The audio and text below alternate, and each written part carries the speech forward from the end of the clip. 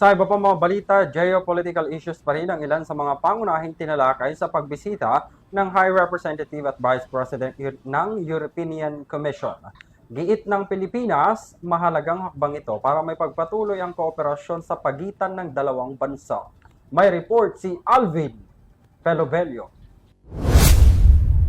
Nagpasalamat si Pangulong Ferdinand Marcos Jr. sa pagbisita ni High Representative at Vice President ng European Commission Kaja Kallas sa bansa, kung saan ipinapakita ng European Union ang kanilang patuloy na pagsuporta sa Pilipinas.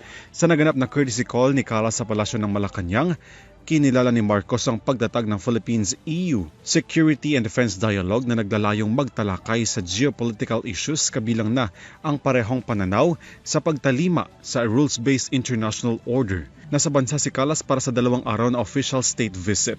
Sa pulong ni Kallas kay Foreign Affairs Secretary Enrique Manalo, nagkaroon ng paglagdas sa kasunduan kabilang na ang paglalatag ng mga plataporma upang masugpo ang cyber attacks at foreign interference. Mahalaga ang pagbisita ng opisyal dahil simbolo ito ng hakbang upang mapalalim ang ugnayan sa pagitan ng Pilipinas at ng European Union. Kabilang na ang paggiit ng ugnayan sa bukas na political dialogue at mas malalim na kolaborasyon tungo sa kapayapaan, stabilidad at sustainable development.